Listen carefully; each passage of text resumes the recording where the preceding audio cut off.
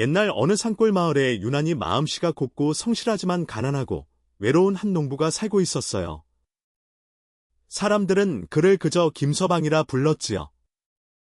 김서방의 집은 마을에서도 가장 후미진 곳, 산깃을 바로 아래 외따로 떨어져 있었습니다. 부모님을 일찍 여의고 홀로 지내는 그의 조그마한 마당에는 저녁이면 일찍 정적이 찾아들곤 했습니다. 그는 아침 일찍 밭으로 나갔다가 해가 져야 돌아왔고 텅 빈 방에서 홀로 밥을 먹는 것이 일상이었습니다. 김서방은 비록 가진 것은 없었지만 마음만은 비단결 같았습니다. 길을 가다가 다친 새를 보면 집으로 데려와 둥지를 만들어주고 겨울이면 굶주린 산짐승들을 위해 마당 한쪽에 곡식을 조금씩 뿌려두기도 했습니다. 그의 유일한 말벗은 밭에서 만나는 흙과 밤하늘의 달과 별뿐이었습니다. 그는 묵묵히 밭을 갈면서도 가끔씩 한숨을 내쉬곤 했는데 그 한숨은 고된 농사일 때문이 아니라 텅 빈 집에 냉기를 채워줄 따뜻한 온기를 그리워하는 마음에서 나오는 것이었습니다. 봄이 찾아와 산과 들의 연두빛 새싹이 돋아나던 어느 날이었습니다. 마을 사람들은 겨우내 묶어둔 농기구를 손질하고 다가올 풍년을 기원하며 떠들썩하게 보리맞이를 준비하고 있었습니다. 하지만 김서방의 집은 여전히 조용했습니다. 그는 그날도 어김없이 지게를 지고 밭으로 향했습니다. 밭둑을 정리하고 씨앗을 심는 그의 손길은 정성스러웠지만 함께 기쁨을 나눌 이 하나 없는 그의 표정에는 외로움이 묻어났습니다. 그날따라 볕이 참 따뜻했습니다. 점심으로 준비해 간 주먹밥을 막둑에 앉아 먹던 김서방은 문득 건너편 산을 바라보았습니다. 진달래가 수줍게 피어오르고 있었고 어디선가 뻐꾸기 소리도 들려왔습니다. 그는 생각했습니다. 이렇게 좋은 봄날, 나도 누군가와 도란도란 이야기하며 이 밥을 먹을 수 있다면 얼마나 좋을까? 저녁에 집에 돌아갔을 때 나를 기다려주는 사람이 있다면? 그런 생각에 잠겨있던 그의 눈에 무언가 이상한 것이 들어왔습니다.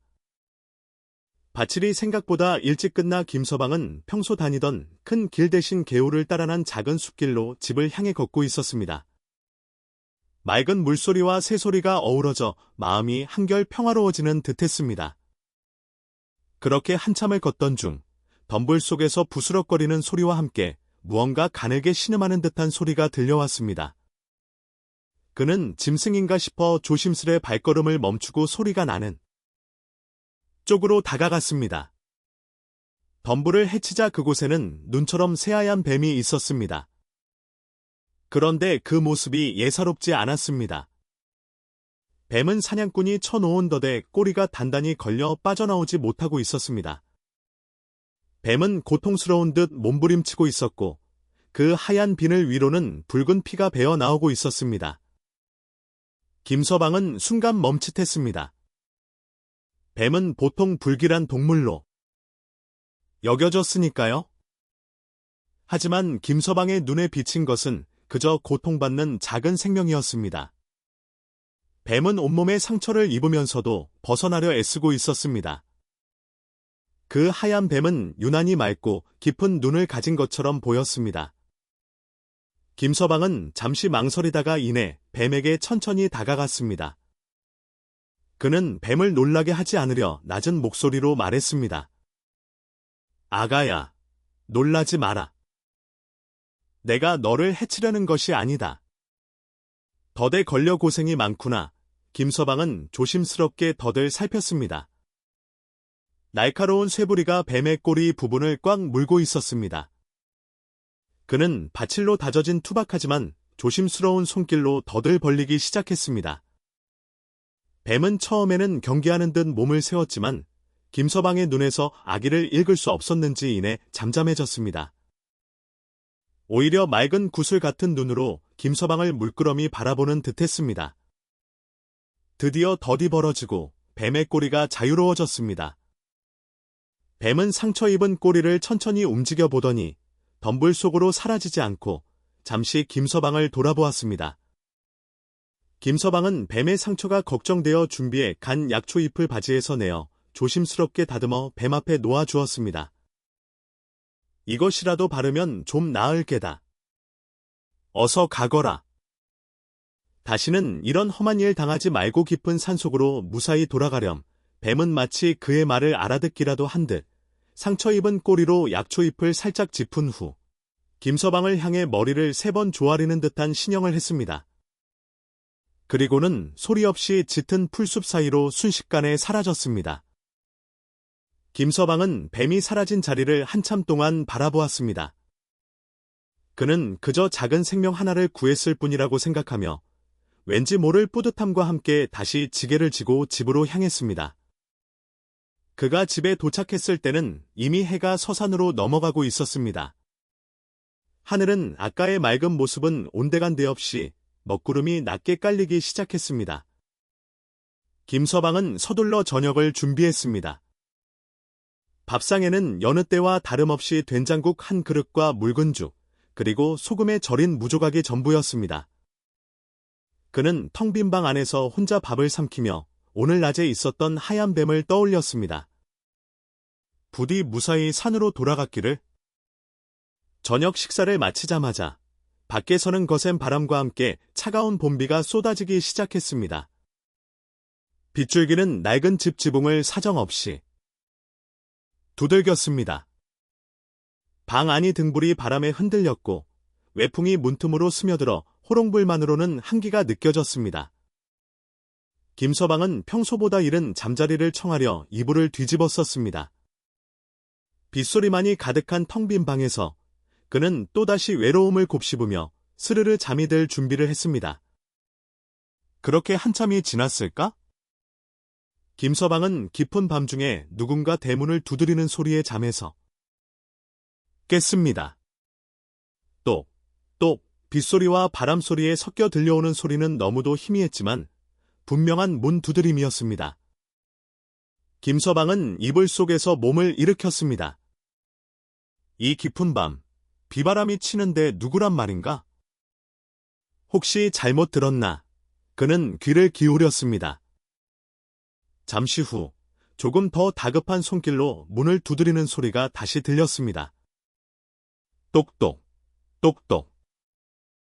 김서방은 의아함과 두려움이 반반 섞인 마음으로 자리에서 일어났습니다. 이 산골 외딴 집에, 그것도 이런 궂은 날씨에 한밤중에 찾아올 사람은 아무도 없었습니다. 그는 조심스럽게 등불을 켜들고 마당으로 나갔습니다. 비바람이 그의 얼굴을 거칠게 때렸습니다. 그는 덜컹거리는 낡은 대문 앞에 서서 낮은 목소리로 물었습니다. 누구시오? 이 밤중에 어인 일이십니까? 밖에서는 대답 대신 흐느끼는 듯한 여인의 목소리가 들려왔습니다. 길을 잃었습니다. 비바람이 너무 거세요. 하룻밤만 묵어갈 수 없을까요? 제발. 이대로 있으면 얼어 죽을 것 같습니다. 목소리는 가늘게 떨리고 있었습니다. 김서방은 순간 망설였습니다. 젊은 남자가 혼자 사는 집의 여인을, 그것도 한밤중에 들인다는 것은 마을에 큰 구설수가 될 일이었습니다. 하지만 밖의 비바람은 더욱 거세지고 있었고 애처롭게 도움을 청하는 목소리를 차마 외면할 수가 없었습니다. 사람 목숨이 먼저지. 구설수가 대수랴. 그는 굳게 닫힌 빗장을 내렸습니다. 문이 열리자 그곳에는 비에 흠뻑 젖어 덜덜 떨고 있는 한 여인이 서 있었습니다. 머리부터 발끝까지 새하얀 소복 차림이었는데 그 모습이 오늘 낮에 보았던 하얀 뱀처럼 신비롭고도 처연했습니다. 여인은 긴 머리카락을 늘어뜨린 채 고개를 숙이고 있었지만 희미한 등불빛에 비친 얼굴은 창백하면서도 놀랄 만큼 아름다웠습니다. 김서방은 너무 놀라 말이 막혔습니다. 여인은 금방이라도 쓰러질 듯 비틀거렸습니다. 저는 갈 곳 없는 몸입니다. 산을 넘다가 그만 날이 저물고 비를 만나 하룻밤만 마른 집이라도 좋으니 몸을 피하게 해주십시오. 여인은 애원하듯 말했습니다. 그녀의 목소리는 빗소리보다 더 슬프게 들렸습니다. 김서방은 더 이상 망설이지 않았습니다. 그는 여인을 안으로 조심스럽게 이끌었습니다. 우선 들어오시오. 몸이 싸늘히 젖었구려. 그는 여인을 부엌 아궁이 앞으로 데려갔습니다.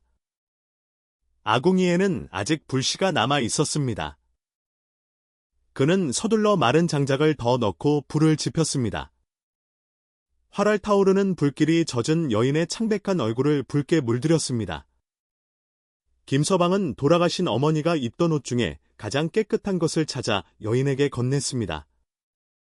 비록 낡은 옷이지만 젖은 옷보다는 나을 것이요. 우선 몸을 좀 말리시오. 그리고는 서둘러 따뜻한 물을 데워 생강 한 조각을 띄워 건넸습니다. 추위를 쫓는 데는 이만한 것이 없지요.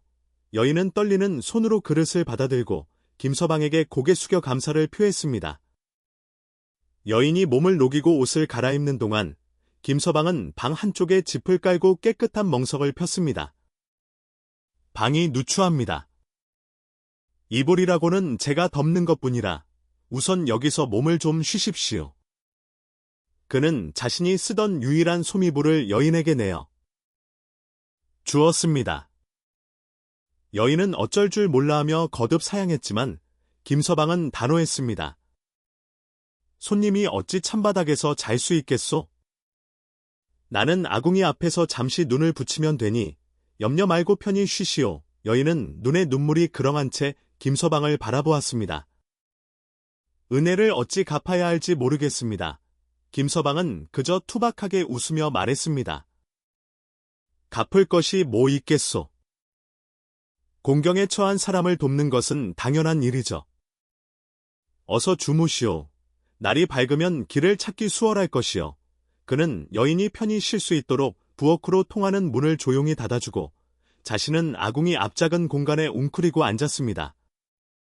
밖에서는 여전히 비바람이 몰아쳤지만 이상하게도 김서방의 마음은 평온했습니다. 아궁이의 온기와 방 안에 사람이 있다는 사실만으로도 텅 비었던 집이 왠지 모르게 꽉 찬 느낌이었습니다. 그는 따뜻한 불기운에 스르르 잠이 들었습니다.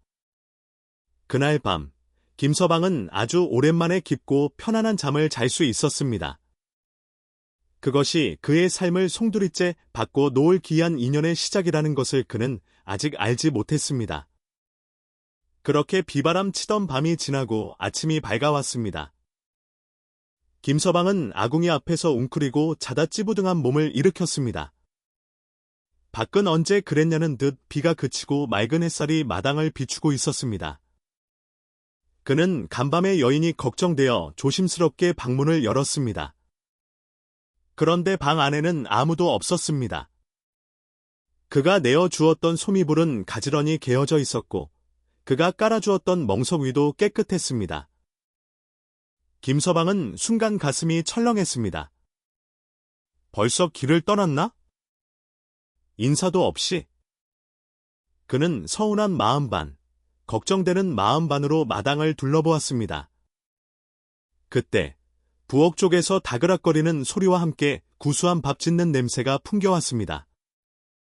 김서방이 놀라 부엌으로 달려가 보니 간밤에 그 여인이 그의 낡은 부엌에서 아침을 짓고 있었습니다.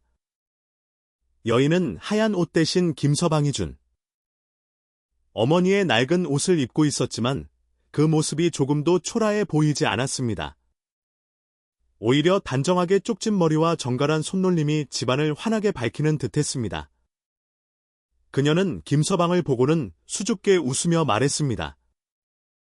일어나셨습니까? 은혜에 보답할 길은 없고 이렇게라도 아침을 준비했습니다. 김서방은 눈앞의 광경에 어쩔 줄 몰라 했습니다. 평생 누군가가 자신을 위해 아침밥을 지어준다는 것을 겪어보지 못했기 때문입니다. 밥상 위에는 그가 혼자 먹던 묽은 죽이 아니었습니다. 가지각색 김이 모락모락 나는 흰쌀밥과 뜨끈한 시래기국, 그리고 정갈하게 놓인 나물 반찬이 있었습니다. 늘 먼지 쌓여 있던 부엌은 하룻밤 사이에 어인할 정도로 깨끗해져 있었습니다. 여인은 수줍게 고개를 숙이며 말했습니다. 제 이름은 소아라고 합니다. 어젯밤 큰 은혜를 입었습니다. 저는 돌아갈 곳이 없습니다. 그녀의 목소리에는 깊은 슬픔이 배어 있었습니다. 이대로 길거리로 다시 나갈 수는 없습니다. 부디 은혜를 갚을 수 있도록 이 집에 머물며 허들의 일이라도 하게 해주십시오. 잠자리는 마구간이라도 좋고 식사는 묽은 죽이라도 좋습니다. 김서방은 난처했습니다. 젊은 남녀가 한 집에 산다는 것은 마을의 큰 구설에 오를 일이었습니다. 하지만 비에 젖어 떨던 여인의 모습을 떠올리니 차마 다시 나가라고 말할 수가 없었습니다. 그는 소아의 맑고 간절한 눈빛을 보았습니다. 그 눈에는 어떤 거짓이나 꾸밈도 없어 보였습니다. 하지만 나는 가난한 농부라 줄 것이 없습니다. 소아는 고개를 저었습니다. 제가 바라는 것은 없습니다. 그저 비바람을 피할 곳과 은혜를 갚을 기회뿐입니다. 결국 김서방은 고개를 끄덕였습니다. 그는 결심했습니다. 사람 목숨을 구하는 일인데 남들 시선이 대수랴. 그는 소아에게 어머니가 쓰시던 작은 방을 내주었습니다. 이 방은 작지만 바람은 막을 수 있을 것이요. 나는 어차피 헛간이나 부엌에서 자도 괜찮소. 소아는 눈물을 글썽이며 방바닥에 엎드려 큰 절을 올렸습니다. 그렇게 기묘한 두 사람의 동거가 시작되었습니다. 그날부터 김서방의 삶은 완전히 달라졌습니다. 그는 더 이상 일어날 새벽 찬물로 세수를 하지 않았습니다.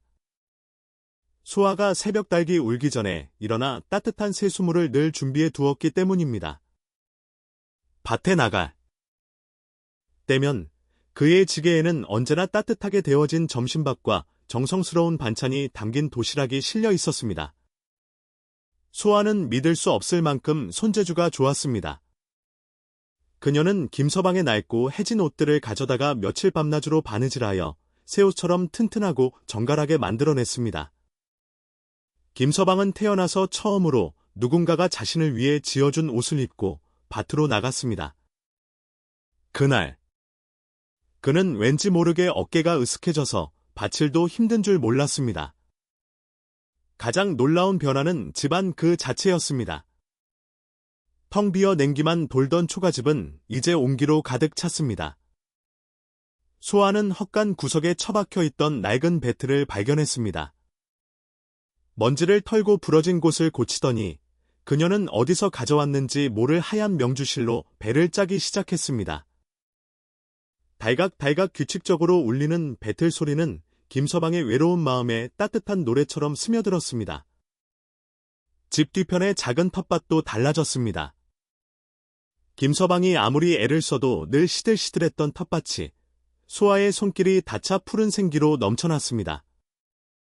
상추는 손바닥만큼 커졌고 오이는 주렁주렁 열렸습니다. 닭장도 없는데 소아는 매일 아침 어디선가 따뜻한 달걀 두어 알을 가져와 김서방의 밥상에 올렸습니다. 더욱 기이한 일이 있었습니다. 김서방네 집 뒤주에는 쌀이 얼마 남아있지 않았습니다. 보리고개를 걱정해야 할 처지였습니다. 그런데 이상하게도 쌀이 줄지 않았습니다. 매일 아침 저녁으로 두 사람이 밥을 지어 먹는데도 뒤주의 쌀은 항상 그만큼 차 있었습니다. 김서방은 이것이 소아가 가져온 복이라고 생각했습니다. 김서방은 행복했습니다. 그는 밭에서 돌아와 저녁을 먹는 시간을 생전 처음으로 기다리게 되었습니다. 텅 빈 방이 아니라 따뜻한 밥과 자신을 기다려주는 소아가 있었기 때문입니다. 그는 웃음이 많아졌습니다. 혼잣말 대신 소아와 도란도란 이야기를 나누었고 밤이면 소아가 들려주는 옛날 이야기를 들으며 잠이 들었습니다. 그의 거칠었던 얼굴에 온화한 미소가 피어났습니다. 하지만 한 사람의 행복이 반드시 모든 사람의 축복을 받는 것은 아니었습니다. 김서방의 변화는 곧 마을 사람들의 눈에 띄었습니다. 늘 그을려있던 그의 얼굴이 화사해지고 남아돌던 옷차림이 깨끗해진 것을 사람들은 수군거리기 시작했습니다. 특히 마을에서 입이 가장 가볍고 남의 일에 참견하기 좋아하는 최씨 안할머니가 이 변화를 놓칠 리 없었습니다. 최씨 안할머니는 마을의 중매쟁이를 자처하며 이 집 저 집을 드나들었지만 실상은 남의 집 숟가락 개수까지 알아내어 소문을 퍼뜨리는 것이 낙이었습니다. 그녀는 김서방처럼 볼품없는 호라비에게는 눈길도 주지 않았습니다. 그런데 그런 김서방이 변했다는 소문이 들리자 그녀의 심술 굳은 호기심이 발동했습니다. 그 가난뱅이 김서방에게 별일이 다 있네. 어느 날 오후 최씨 안할머니는 핑계로 김칫국 한 그릇을 얻으러 왔다며 김서방의 집을 불쑥 찾아왔습니다. 그녀는 마당에 들어서자마자 빨래줄에 널린 눈부신 하얀 천을 보고 입을 떡 벌렸습니다. 그리고 그 천을 걷고 있던 소아를 보았습니다. 비단결 같은 검은 머리, 옥처럼 하얀 피부, 수줍게 내리깐 속눈썹. 소아의 모습은 이 산골 마을에서는 본 적 없는 고고한 아름다움을 지니고 있었습니다. 최씨 안할머니는 순간 질투심에 사로잡혔습니다. 자신이 중매를 서주려 했던 그 어떤 처녀보다도 아름다운 여인이 하필이면 가장 무시했던 김서방의 집에 떡하니 버티고 있었으니까요. 최씨 안할머니는 쌀쌀맞은 목소리로 물었습니다. 어이, 김서방 집에 귀한 손님이 있었네. 뒤늦게 듣는데 이리 꽁꽁 숨겨두었나? 혹시 내가 모르는 사이에 장가라도 간 게야. 김서방은 당황했지만 곧 소아를 가리키며 덤덤하게 말했습니다. 그게 아니라 소아 낭자는 길을 잃어 공경에 처한 것을 제가 잠시 보살펴주고 있을 뿐입니다. 지금은 제 집안일을 도와주고 있습니다. 최씨 안할머니는 코웃음을 쳤습니다. 집안일? 호호. 저런 선녀 같은 아가씨가 흑투성이 밭일꾼 집에서 집안일을? 김서방아, 사람 볼 줄 모르네. 최씨 안할머니는 말을 끝맺지 않고 의미심장한 미소만 남긴 채 돌아갔습니다. 그녀의 발걸음은 곧장 마을 안할머니들이 모여있는 우물가로 향했습니다. 우물가는 마을의 모든 소문이 시작되고 부풀려지는 곳이었습니다. 최씨 안할머니는 기다렸다는 듯이 목청을 높였습니다. 다들 들었소? 김서방네 집에 여우가 한 마리 들어앉았어. 안할머니들이 무슨 소리냐? 며 모여들자 최씨 안할머니는 침을 튀기며 말을 이었습니다. 글쎄, 어디서 굴러먹던 계집인지 모르겠는데 얼굴 반반한 걸 무기로 순진한 김서방을 홀딱 홀렸더란 말이지. 대낮부터 산남집에 들어앉아 배틀이나 돌리고 있는데 그게 어디 제정신 박힌 처자겠소? 필시 도망친 기생이거나 아니면 꼬리 9개 달린 구미호일지도. 모르지. 소문은 걷잡을 수 없이 퍼져나갔습니다. 처음에는 단순한 호기심이었던 것이 최씨 안할머니의 입을 거치면서 악의적인 추측으로 변했습니다. 어쩐지 김서방네 텃밭이 요즘 푸르다 했더니 요물이 붙어서 그런 거였어. 밤마다 김서방의 길을 빨아먹는 것 아닐까? 조만간 김서방은 껍데기만 남고 그 여자는 재물을 훔쳐 달아날 거야. 김서방과 소아는 순식간에 마을의 구경거리가 되었습니다. 마을 사람들은 그들의 집 앞을 지나갈 때마다 노골적으로 손가락질을 하거나 문틈으로 안을 엿보려 했습니다. 순박했던 김서방은 사람들의 차가운 시선과 뒤에서 들려오는 수군거림에 어찌할 바를 몰랐습니다. 그는 소아에게 미안한 마음뿐이었습니다. 그러던 어느 날 소아가 짠 비단이 배틀에 가득 찼습니다. 그것은 보통 비단이 아니었습니다. 달빛을 받은 것처럼 은은한 광택이 흘렀고 만져보면 구름처럼 가볍고 부드러웠습니다. 김서방은 이토록 귀한 물건을 집에 둘 수 없다고 생각했습니다. 그는 소아에게 말했습니다. 이 비단은 너무 귀한 것이여. 이걸 장에 내다 파란 낭자의 옷이라도 한 벌 지어드려야겠소. 소아는 그저 조용히 미소 지으며 고개를 끄덕였습니다. 김서방은 소아가 집안에만 갇혀 지내는 것이 안쓰러웠습니다. 장날 구경도 할 겸 같이 가지 않겠소? 바람이라도 쐬면 기분이 나아질지도 모르고 소아는 잠시 망설였지만 자신 때문에 김서방이 곤란해지는 것을 원치 않았기에 조용히 따라 나서기로 했습니다. 두 사람이 장터에 들어서자 모든 사람의 시선이 일제히 쏠렸습니다. 소아의 빼어난 아름다움은 장터에 시끌벅적함 속에서도 단연 돋보였습니다. 남자들은 넋을 잃고 바라보았고 여자들은 노골적인 질투의 시선을 보냈습니다. 최 씨 안할머니도 마침장에 나와 있었는데 두 사람을 발견하고는 혀를 차며 주변 사람들에게 무어라 떠들어댔습니다. 김서방은 사람들의 시선을 피해 서둘러 비단 가게로 가려 했습니다. 그때 길모퉁이 약초 좌판에 앉아있던 한 노파가 그들을 불러세웠습니다. 그 노파는 마을에서 가장 나이가 많고 약초에 대해 모르는 것이 없는 현명한 분으로 알려져 있었습니다. 그녀는 웬만해선 남의 일에 관여하지 않았습니다. 노파는 소아를 뚫어지게 바라보았습니다. 소아는 노파의 시선을 피하지 않고 다소곳이 다가가 공손하게 인사를 올렸습니다. 노파는 소아의 손목을 물끄러미 내려다 보더니 이내 김서방을 자기 앞으로 가까이 오라고 손짓했습니다. 김서방이 다가가자 노파는 주변을 한번 둘러보고는 아주 낮은 목소리로 말했습니다. 젊은이, 자네가 얻은 복은 보통 복이 아니네. 김서방의 어리둥절한 표정을 짓짓끄며 말을 이었습니다. 저 처자는 사람의 기운을 가진 이가 아니야. 아주 맑고 귀한 기운을 지녔네. 자네가 그 기운을 감당할 수 있겠는가? 노파의 눈빛은 깊고 그윽했습니다. 하지만 조심하게.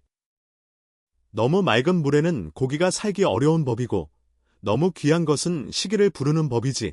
노파는 최 씨 안할머니가 있는 쪽을 턱짓으로 가리키며 말했습니다.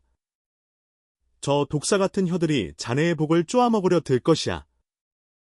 귀한 것을 얻었으면 그것을 지킬 힘도 있어야 하는 법이네.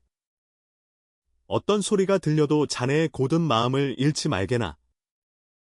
그 마음이 굽어지면 자네가 얻은 복도 함께 흩어질 것이야. 김서방은 노파의 말을 다 이해할 수는 없었지만 그 진심 어린 충고에 고개 숙여 깊이 감사했습니다. 김서방과 소아가 장터에서 돌아온 며칠 뒤 마을의 수군거림은 잦아들기는커녕 오히려 더 구체적인 이야기를 띄우기 시작했습니다. 그 중심에는 역시 최 씨 안할머니가 있었습니다. 그녀는 장터에서 만난 약초상 노파가 김서방에게 무언가 속삭이는 것을 보고는 그것이 분명 좋지 않은 밀담이었으리라 제멋대로 결론 내렸습니다. 필시 요물이 노파까지 구워 삶아 제 편을 만들려 한 게야. 그녀의 질투심은 이제 걷잡을 수 없는 의심으로 변해 있었습니다. 최 씨 안할머니는 소아의 정체를 밝혀내겠다며 단단히 마음을 먹었습니다. 그녀는 오래된 이야기 속에서 여우나 요괴들이 마늘이나 강한 향신료를 싫어한다는 것을 떠올렸습니다. 옳지. 그것으로 시험해보면 될 일이지. 그녀는 겉으로는 웃는 낯을 하고 김서방의 집을 다시 찾기로 했습니다. 핑계는 새로 담근 장마디 조와 나눠주러 왔다는 것이었지만 그녀의 진짜 목적은 다른 데 있었습니다. 그녀는 일부러 이른 저녁 시간에 김서방의 집을 찾아갔습니다. 손에는 김이 모락모락 나는 그릇을 들고 있었습니다. 김서방, 계신가? 팥죽을 수는데 양이 많아서 좀 나눠주러 왔네. 그녀는 김서방이 대답할 틈도 주지 않고 성큼 마당으로 들어섰습니다. 마침 저녁상을 준비하던 소아가 부엌에서 나오다가 최 씨 안할머니와 마주쳤습니다. 최 씨 안할머니는 소아를 위아래로 훑어보며 비죽거렸습니다. 어머, 소아 낭자, 여전히 고운 모습이네? 그래, 마침 잘 됐네. 팥죽에는 마늘 장아찌가 제격이지. 내가 특별히 솜씨를 발휘해서 마늘을 듬뿍 넣은 것을 지어 가져왔다네. 그녀는 팥죽 그릇 옆에 있던 작은 종지를 소아의 코앞까지 들이밀었습니다. 종지에서는 코를 찌르는 강한 마늘과 파 냄새가 진동했습니다. 소아는 순간 자신도 모르게 한 걸음 뒤로 물러섰습니다. 그녀의 안색이 미세하게 창백해지는 것을 최 씨 안할머니는 놓치지 않았습니다.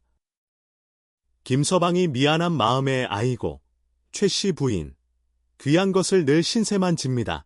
라며 그릇을 받으려 했습니다. 하지만 최 씨 안할머니는 그릇을 김서방에게 주지 않고 여전히 소아에게 고정한 채 말했습니다. 사양 말고 맛이라도 보시게. 이 집 안주인 노릇을 하려면 이 정도는 먹을 줄 알아야지.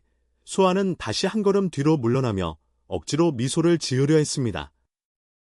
그녀는 고개를 숙이며 작은 목소리로 말했습니다. 송구합니다만 저는 어려서부터 몸이 약해 이렇게 향이 강한 음식은 잘 먹지를 못합니다. 부인의 정성만 감사히 받겠습니다. 그 말에 최 씨 안할머니는 속으로 쾌재를 불렀습니다. 걸려들었구나. 역시 수상한 계집이었어. 최 씨 안할머니는 겉으로는 걱정하는 척하며 목소리를 높였습니다. 어머나, 세상에. 마늘도 못 먹는 사람이 어디 있단 말인가? 마늘은 사람에게 이로운 것인데. 듣기 싫은 소리지만 김서방, 조심해야겠네. 저희 비실비실해서야 어디 밭이라도 돕겠나? 아니면 자식이라도 낳겠나? 얼굴 반반한 것만 믿고 있다간 큰 코 다칠 수 있어. 그녀는 일부러 김서방과 마을 사람들이 들으라는 듯 큰 소리로 떠들었습니다. 김서방은 소아의 창백한 얼굴을 보고 마음이 아팠습니다. 그는 최 씨 안할머니를 가로막으며 단호하게 말했습니다. 최 씨 부인, 귀한 음식을 가져다 주신 정성은 고맙습니다만 소아 낭자에게 무리한 말씀은 삼가주시오. 낭자는 제 은인입니다. 음식을 가리는 것은 사람마다 다른 법인데 그것이 어찌 흉이 되겠습니까? 김서방의 단호한 태도에 최 씨 안할머니는 순간 말문이 막혔지만 이내 눈을 흘기며 돌아섰습니다. 두고 보게나. 내 말이 틀렸는지 최 씨 안할머니가 돌아간 후 마을에는 새로운 소문이 퍼졌습니다. 김서방네 그 여자가 마늘을 못 먹는다더라. 사람이라면 어찌 마늘을 피하겠는가? 필시 사람이 아닌 게 분명해 소문은 꼬리에 꼬리를 물고 부풀려졌습니다. 어떤 이는 소아가 밤마다 뒷산으로 올라가 이상한 주문을 외우는 것을 보았다고 했고 어떤 이는 그녀의 눈이 밤에는 붉게 빛난다고 했습니다. 그 무렵부터는 또 다른 이상한 일들이 감지되기 시작했습니다. 김서방의 집을 중심으로 벌레와 해충이 눈에 띄게 줄어든 것입니다. 특히 매년 가을이면 마을 전체를 괴롭혔던 쥐떼가 유독 김서방의 집 근처에는 얼씬도 하지 않았습니다. 김서방의 쌀뒤주가 늘 가득 차 있었던 것이 소아의 복 때문이 아니라 쥐들이 사라졌기 때문이라는 것을 그는 어렴풋이 짐작했습니다. 이웃집 황영감네는 사나운 고양이 한 마리를 키우고 있었습니다. 그 고양이는 마을을 돌아다니며 쥐를 잡는 것으로 유명했는데 김서방의 집 담벼락에서 나는 생선 냄새를 맡고는 종종 담을 넘곤 했습니다.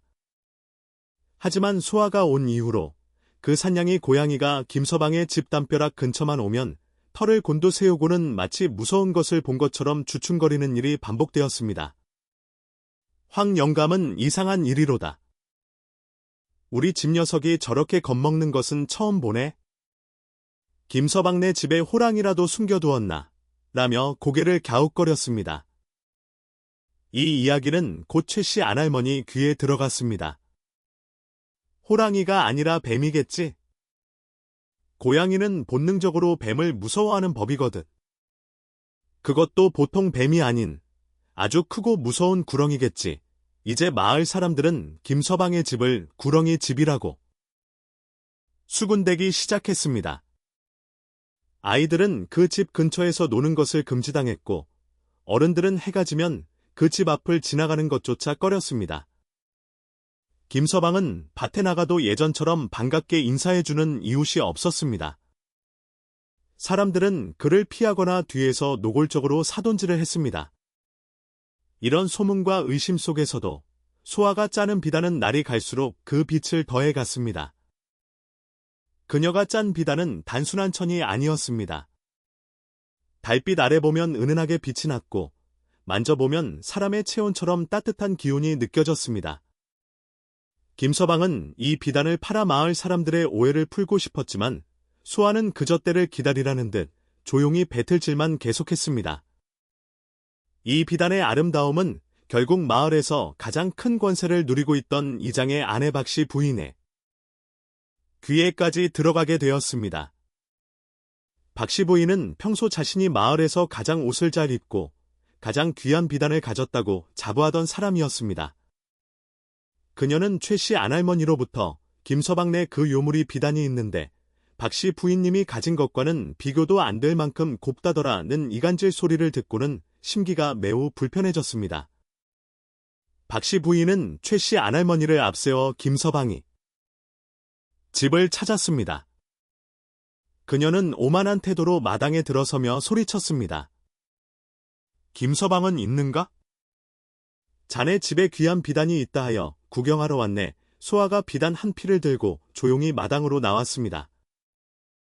햇빛을 받은 비단이 눈부시게 빛나자 박씨 부인은 순간 질투심에 얼굴이 붉어졌습니다.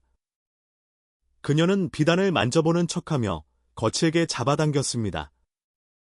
흥! 이게 뭐가 대단하다고? 겉만 번지르르 하지. 실이 엉성하구먼. 이런 것을 비단이라고 부를 수 있나? 하지만 그녀의 손은 비단의 부드러움에 떨리고 있었습니다. 최씨 안할머니가 옆에서 거들었습니다. 부인, 저것은 필시 요사스러운 술법으로 만든 것입니다. 사람의 손으로 어찌 저런 것을 짤 수 있겠습니까? 박씨 부인은 최씨 안할머니의 말에 힘을 얻어 소아를 노려보며 말했습니다. 듣자하니 내가 요사스러운 술법을 부린다지? 감히 이런 부정한 물건으로 마을 사람들을 홀리려 들어? 당장 이 비단을 내 앞에서 불태우지 못할까? 그녀는 비단을 빼앗아 이슬 속에 던지려 했습니다. 그 순간 늘 조용하기만 했던 수아가 차가운 목소리로 말했습니다. 손대지 마십시오. 그녀의 목소리는 낮았지만 그 안에는 거스를 수 없는 위험이 담겨 있었습니다. 박씨 부인과 최씨 안할머니는 소아의 기세에 눌려져도 모르게 뒷걸음질 쳤습니다. 소아는 비단을 소중히 품에 안으며 말했습니다. 이 비단은 저의 피와 땀이 담긴 것입니다. 부정한 것은 이 비단이 아니라 남의 것을 시기하고 헐뜯는 그 마음입니다. 박씨 부인은 분노로 얼굴이 새빨개졌지만 소아의 맑고 서늘한 눈빛에 감히 대들지 못하고 두고 보자. 내년의 정체를 온 마을에 밝혀주겠다. 고 소리치며 주춤거렸습니다. 이 일로 소문은 더욱 흉흉해졌습니다. 소아가 이장 부인에게 대들었다는 사실은 그녀가 정말 사람이 아닌 요물이라는 증거로 받아들여졌습니다.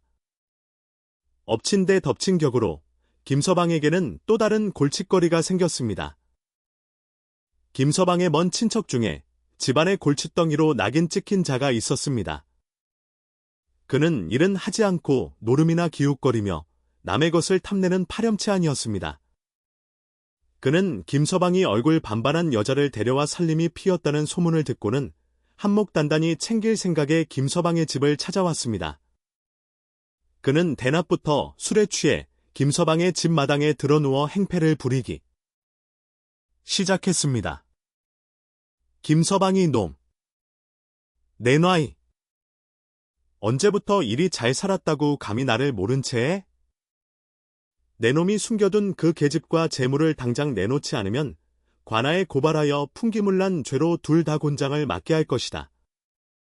그는 소아가 있는 방을 향해 온갖 음흉한 말을 내뱉었습니다.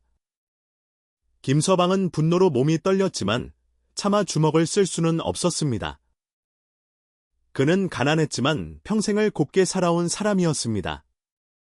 형님, 어찌 이러십니까? 소아 낭자는 그런 사람이 아닙니다. 제발 돌아가 주십시오. 김서방이 애원할수록 그 친척은 더욱 기고만장해져서 집안의 물건을 닥치는 대로 걷어차기 시작했습니다. 이것 봐라. 쌀뒤주가 가득하네. 내 놈 혼자 일 잘해서 좋은 것을 누리고 있었겠다. 친척은 쌀뒤주를 열고 쌀을 퍼가려 했습니다. 바로 그때 방 안에서 조용히 배틀질만 하던 수아가 문을 열고 나왔습니다. 그녀는 어떤 표정도 짓고 있지 않았지만 그 모습은 평소의 온화함과는 거리가 멀었습니다. 그녀는 친척을 똑바로 바라보며 말했습니다. 그 쌀은 이분이 땀 흘려 얻은 것이 아닙니다. 친척이 비웃으며 말했습니다. 그럼 내년이 요술로 만들어낸 것이라도 된단 말이냐? 수아는 대답 대신 쌀디주를 향해 손을 뻗었습니다. 그러자 놀라운 일이 벌어졌습니다. 쌀디주 안의 쌀들이 마치 살아있는 것처럼 부르르 떨리더니 수많은 쥐떼가 찍찍 소리를 내며 뒤주 밖으로 튀어나와 순식간에 마당을 가로질러 도망쳤습니다. 사실 쌀이 줄지 않았던 것이 아니라 수아가 자신의 기운으로 쥐들을 홀려 쌀을 훔쳐가게 만들고 그 쌀로 김서방의 밥상을 차렸던 것입니다. 그 친척은 쌀디주를 걷어차며 쌀을 퍼가려 했습니다. 이 쌀은 이제 내 것이다. 그가 욕심에 눈이 멀어 쌀자루를 들었을 때 방 안에서 수아가 나왔습니다. 그녀는 그 친척을 차갑게 바라보며 말했습니다. 그 쌀은 당신 것이 아닙니다. 당장 내려놓지 않으면 당신이 가장 무서워하는 것을 보게 될 것입니다. 친척은 비웃었습니다. 내년이 뭘 어쩔 건데? 이 계집이 그가 수아에게 손을 뻗으려는 순간 갑자기 집안의 모든 그림자가 꿈틀거리기 시작했습니다.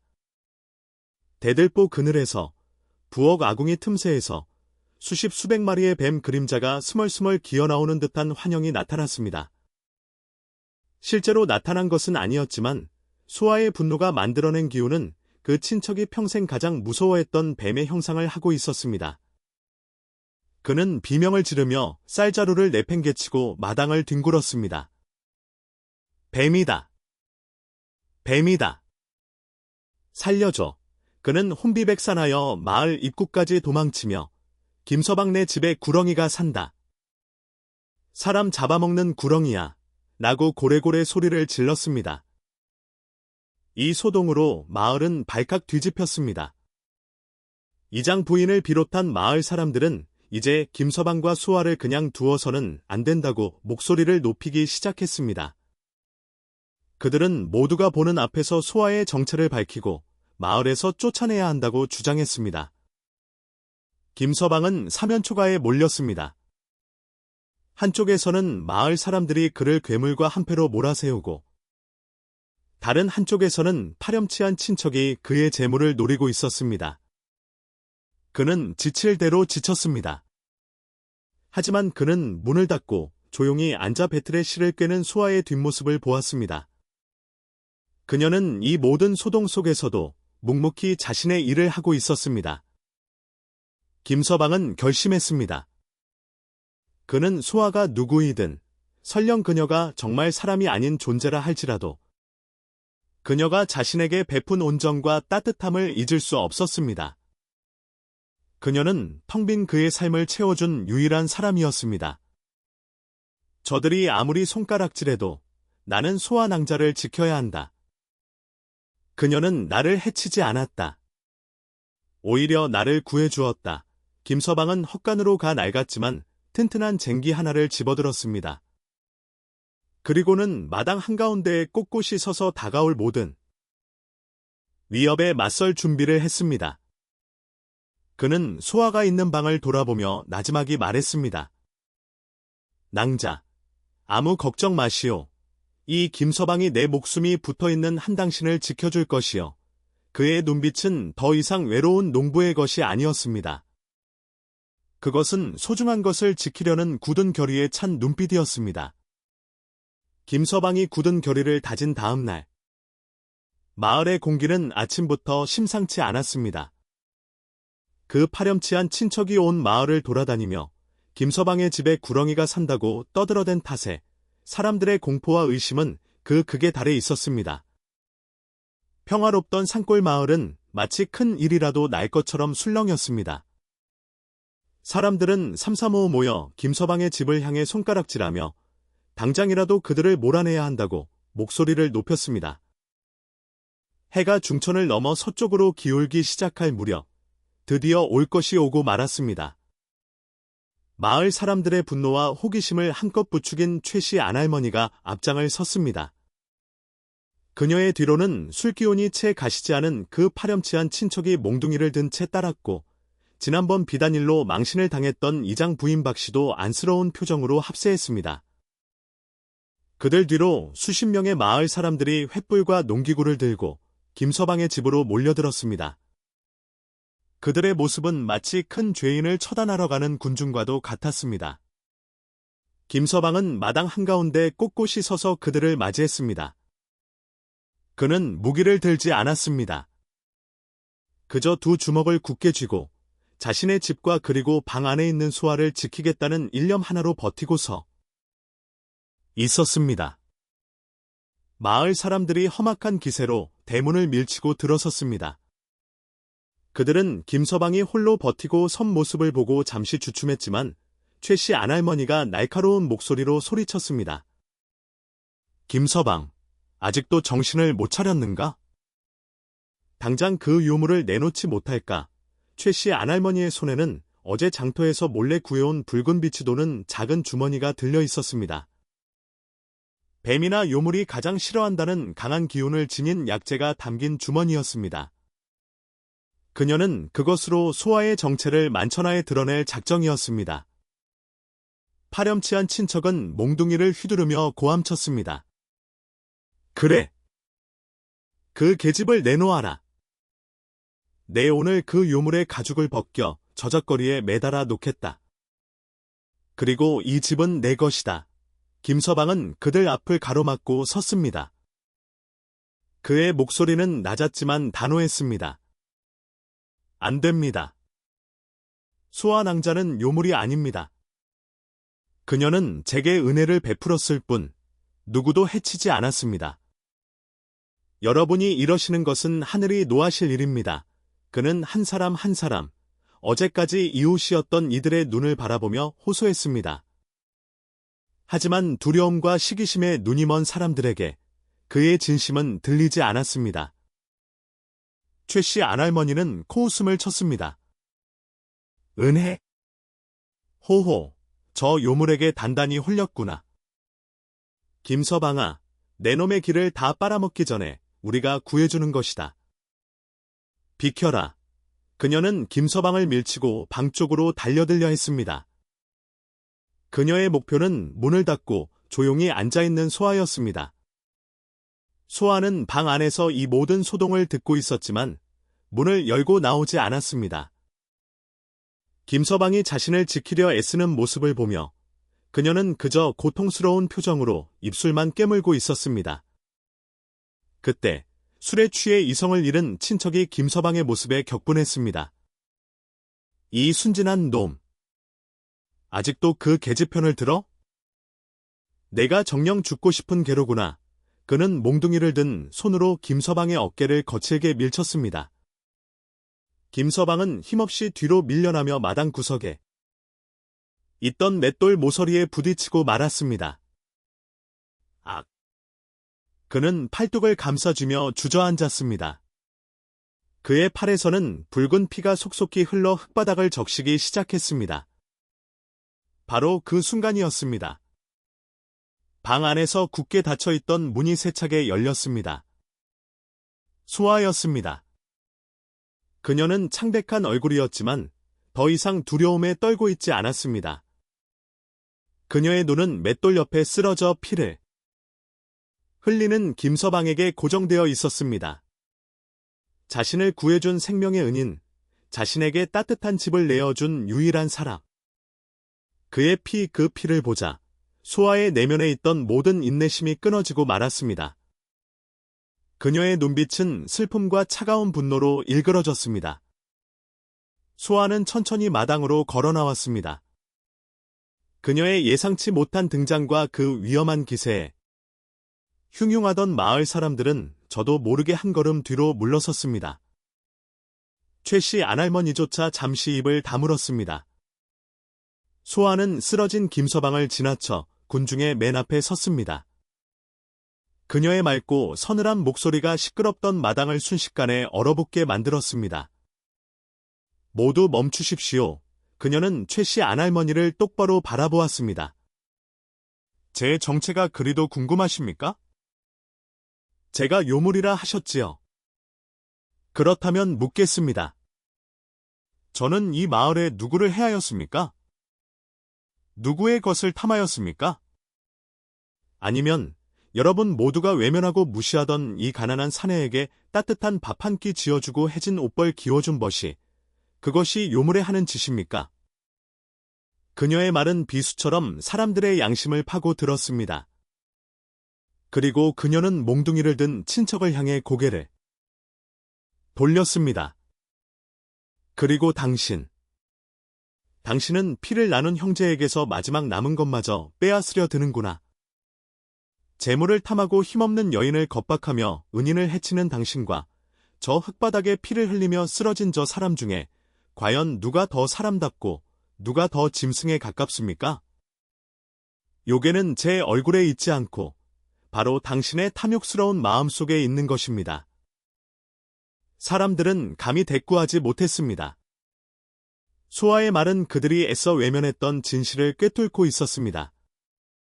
소아는 다시 김서방에게 다가가 그의 피 흘리는 팔을 내려다 보았습니다. 그녀의 눈에서 눈물 한 방울이 피 위에 떨어졌습니다. 이 피, 이 따뜻함. 저는 이 은혜를 기억합니다. 그녀는 조용히 일어섰습니다. 이제 모든 것을 끝내야 할 시간이었습니다. 그녀는 모든 마을 사람들을 둘러보며 말했습니다. 여러분, 말이 맞습니다. 저는 사람이 아닙니다. 마을 사람들은 숨을 죽였습니다. 최 씨 안할머니는 겉보라는 듯 의기양양한 표정을 지으려 했습니다. 하지만 소아의 다음 말은 그들의 예상을 완전히 벗어났습니다. 몇 달 전 상기슬에서 사냥꾼의 덫에 걸려 죽어가고 있었습니다. 그녀의 시선이 김서방에게 향했습니다. 모두가 저를 외면하고 지나갔을 때 바로 저분께서 여러분이 무시하던 저 김서방께서 저를 구해주셨습니다. 저는 그저 고통받는 작은 생명일 뿐이었습니다. 저는 그 은혜를 갚기 위해 사람의 모습으로 이 집을 찾았습니다. 소아는 자신이 배틀에서 짰던 비단 조각을 품에서 꺼내 보였습니다. 제가 짠 비단이 아닙니다. 이것은 제 비늘입니다. 제가 쌀을 채운 것이 아닙니다. 그저 제 기운으로 쥐와 해충을 쫓아 저분이 땀 흘려 얻은 곡식을 지켰을 뿐입니다. 저는 마법을 부린 것이 아니라 단지 빚을 갚고 있었을 뿐입니다. 바로 그때 이성을 잃은 최 씨 안할머니가 소리쳤습니다. 궤변이다. 요사스러운 말로 사람들을 현혹시키지 마라. 내년이 정녕 떳떳하다면 이것을 받아보아라. 그녀는 품속의 주머니를 열어 그 안에 든 붉은 가루 웅큼을 소아를 향해 힘껏 뿌렸습니다. 가루는 바람을 타고 소아의 얼굴과 몸으로 날아들었습니다. 김서방이 안 돼! 라고 외치며 일어나려 했지만 상처 입은 몸은 그의 말을 듣지 않았습니다. 소아는 피하지 않았습니다. 그녀는 붉은 가루를 온몸으로 맞았습니다. 그녀는 마지막으로 김서방을 바라보았습니다. 그녀의 눈에는 원망 대신 깊은 감사와 슬픈 체념이 담겨 있었습니다. 김서방님, 당신이 베푼 친절은 제가 받은 것보다 훨씬 더 컸습니다. 이제 은혜는 모두 갚았습니다. 붉은 가루가 그녀의 몸에 닿자 믿을 수 없는 일이 벌어졌습니다. 소아의 몸이 눈부신 하얀 빛에 휩싸이기 시작했습니다. 사람들은 너무나 강렬한 빛에 눈을 가려야 했습니다. 탄식과 비명이 동시에 터져 나왔습니다. 그녀의 단정한 쪽 머리가 풀어지고 곱던 얼굴과 하얀 소복이 빛 속으로 녹아내렸습니다. 빛이 서서히 잦아들었을 때 소아가 서 있던 자리에는 아무도 없었습니다. 대신 그 자리에는 몸길이가 한 길은 되어 보이는 눈처럼 새하얀 백사 한 마리가 또아리를 틀고 있었습니다. 붉은 가루에 타인 몸 몇 군데가 상처를 입었지만 그 고고함과 신성한 기운은 사람들을 압도하기에 충분했습니다. 그것은 김서방이 숲에서 구해주었던 바로 그 하얀 뱀이었습니다. 하얀 뱀은 쓰러져 있는 김서방을 물끄러미 바라보았습니다. 그리고는 마치 숲에서 그랬던 것처럼 그를 향해 천천히 머리를 3번 조아렸습니다. 마지막 인사를 하는 듯했습니다. 김서방은 피 흘리는 팔을 뻗어 무언가를 잡으려는 듯 허공을 헤맸습니다. 소화, 낭자. 하얀 뱀은 더 이상 머뭇거리지 않았습니다. 사람들을 향해서가 아니라 김서방의 집 뒤편, 자신이 왔던 깊은 산을 향해 몸을 돌렸습니다. 뱀은 미끄러지듯, 그러나 구름처럼 우아하게 마당을 가로질렀습니다. 그 모습은 슬프도록 아름다웠습니다. 뱀은 순식간에 담장을 넘어 저녁을 물들기 시작하는 숲속으로 사라졌습니다. 마당에 남은 사람들은 얼어붙은 듯 미동도 하지 못했습니다. 그들이 요물이라 부르며 쫓아내려 했던 존재는 은혜를 갚기 위해 찾아온 신성한 영물이었습니다. 그들은 자신들의 어리석음과 잔인함에 스스로가 부끄러워 고개를 들지 못했습니다. 파렴치한 친척은 뱀이 사라진 쪽을 바라보며 거품을 물고 그 자리에 기절해 버렸습니다. 최 씨 안할머니는 손에 든 빈 주머니를 떨어뜨렸습니다. 그녀의 얼굴은 공포와 경악, 그리고 수치심으로 일그러져 있었습니다. 정말이었어. 구렁이가 아니? 용이었어. 그녀는 털썩 주저앉아 넋나간 사람처럼 중얼거렸습니다. 다른 마을 사람들 역시 자신들이 든 횃불과 몽둥이를 슬그머니 등 뒤로 감추며 죄인처럼 눈치를 살폈습니다.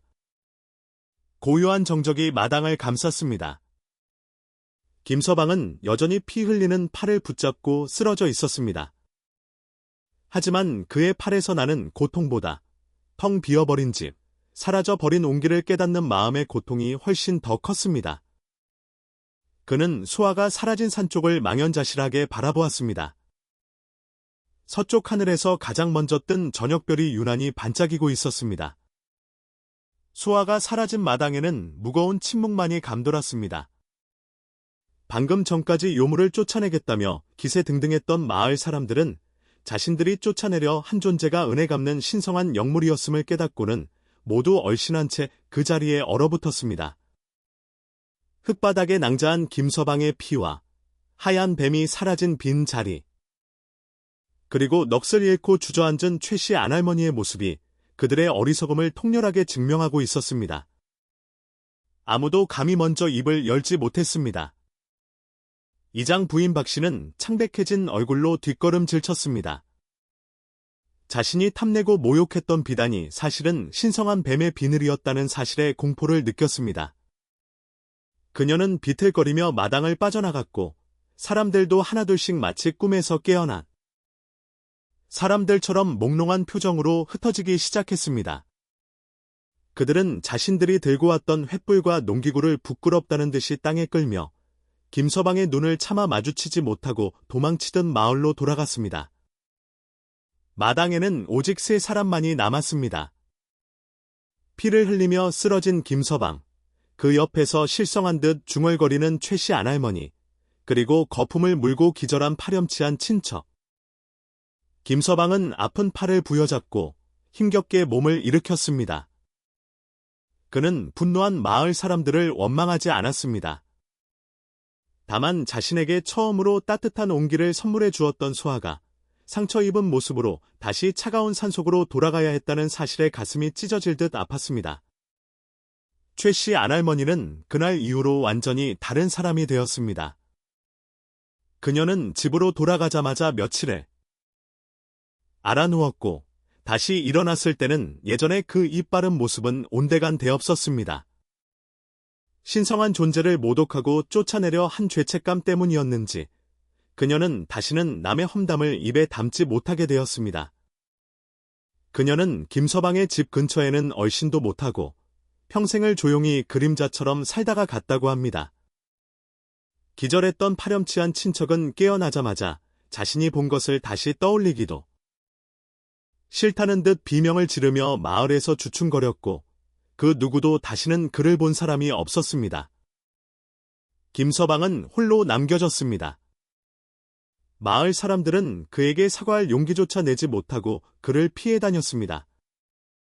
김서방의 집은 다시 예전처럼 고요해졌습니다.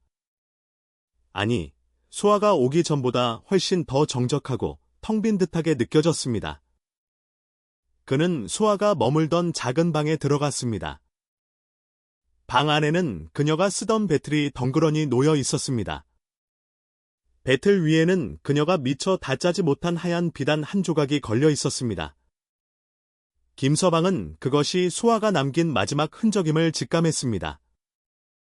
그는 조심스러운 손길로 그 비단 조각을 만져보았습니다. 여전히 구름처럼 부드럽고 달빛처럼 은은한 광택이 흘렀습니다. 비단에서는 수아의 체온 같은 따뜻한 기운이 느껴지는 듯했습니다. 그는 그 비단 조각을 소중히 품에 안았습니다. 낭자. 부디 상처 없이 무사하시오. 그는 텅 빈 방을 보며 자신이 더 이상 예전의 외로운 김서방이 아님을 깨달았습니다. 수아는 떠났지만 그녀는 그의 마음에 따뜻한 불씨와 함께 소중한 것을 지키는 용기를 남겨주었습니다. 그의 가을, 김서방의 집에는 기이한 일들이 일어나기 시작했습니다.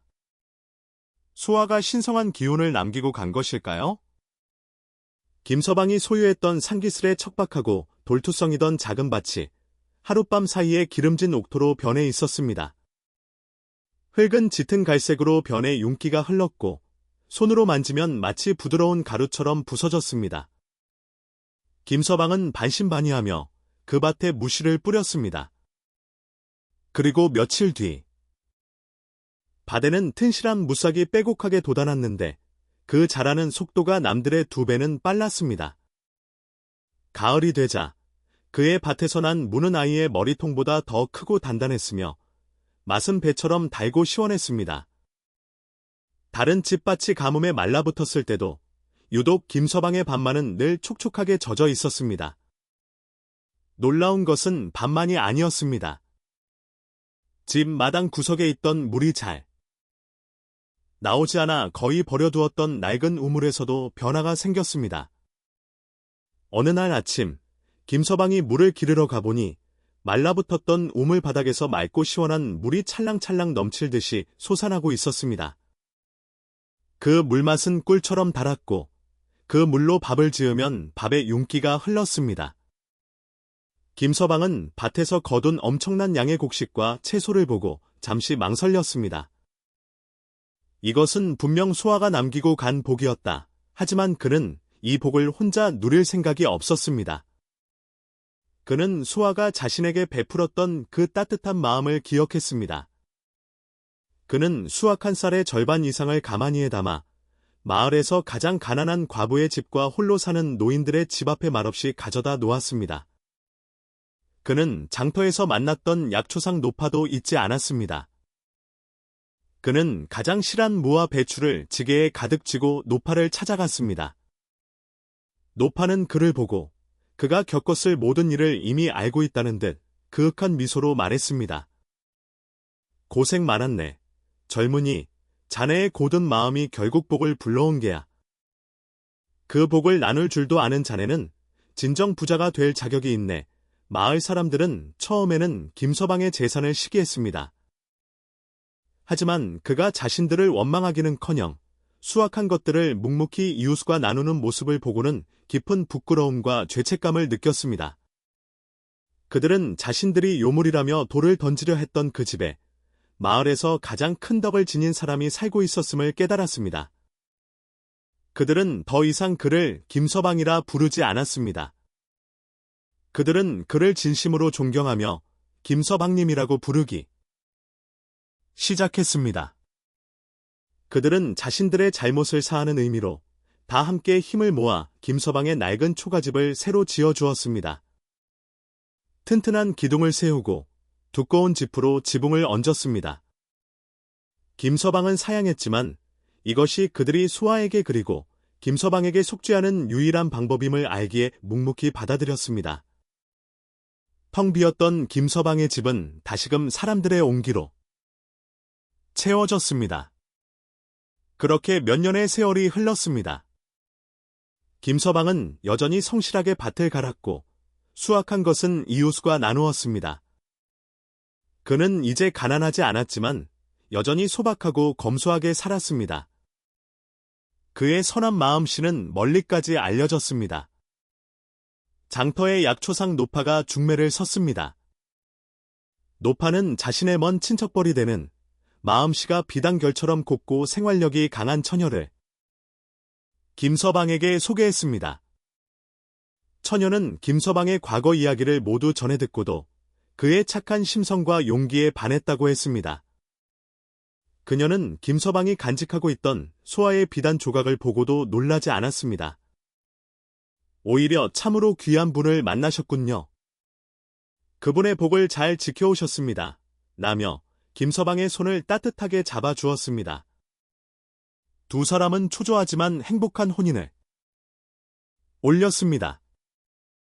김서방의 집에는 다시 따뜻한 밥 짓는 연기가 피어올랐고 밤이면 두 사람의 정다운 말소리가 새어나왔습니다. 얼마 후 그의 아내는 소아가 쓰던 배틀을 물려받아 그 위에 정성스럽게 길쌈을 했습니다. 비록 소아처럼 신비한 비단을 짜지는 못했지만 그녀가 짠 무명천은 세상에서 가장 따뜻하고 튼튼했습니다. 시간은 또다시 흘러 김서방은 이제 백발이 성성한 노인이 되었습니다. 그는 어진 아내와 함께 토끼 같은 손자 손녀들에게 둘러싸여 평화로운 노년을 보내고 있었습니다. 그의 집은 언제나 사람들로 북적였고 그의 쌀뒤주는 여전히 마을의 어려운 이웃들을 위해 열려 있었습니다. 아주 춥고 눈이 많이 내리던 어느 겨울 밤이었습니다. 김서방은 따뜻한 아랫목에 앉아 아궁이에서 타오르는 불빛을 물끄러미 바라보고 있었습니다. 아내는 옆에서 꾸벅 졸며 배틀에 기대어 있었고 귀여운 손주들은 이미 이불 속에서 새근새근 깊은 잠에 빠져 있었습니다. 세상의 모든 근심 걱정이 사라진 듯 방 안은 평화롭고 따뜻한 기운으로 가득했습니다. 김서방은 조용히 일어나 창문을 열었습니다. 밖에는 한방 눈이 소미불처럼 펑펑 내리고 있었습니다. 눈은 온 세상을 하얗게 덮었고 저 멀리 수아가 사라졌던 깊은 산봉우리도 눈부신 하얀 옷을 입고 있었습니다. 그 모습이 마치 처음 만났던 수아의 모습, 그리고 마지막으로 보았던 하얀 뱀의 모습과도 같았습니다. 그는 품속 깊이 간직해 두었던 이제는 세월의 흔적이 묻어빛이 바랜 하얀 비단 조각을 꺼내 들었습니다. 그는 비단 조각을 가만히 쓰다듬으며 눈 덮인 산을 향해 나지막이 속삭였습니다. 수아야. 덕분에 내 평생이 이리 따뜻했소. 고맙소. 정말 고맙소. 김서방의 얼굴에는 깊은 감사와 평온함이 깃든 미소가 번졌습니다. 그는 창문을 닫고 잠든 가족들 곁으로 돌아와 조용히 눈을 감았습니다. 밖에서는 눈이 그칠 줄 모르고 내렸지만 김서방의 집, 그 따뜻한 방 안에서는 행복한 숨소리만이 고요히 이어지고 있었습니다. 김서방도 곧 아주 깊고 편안한 잠에 빠져들었습니다.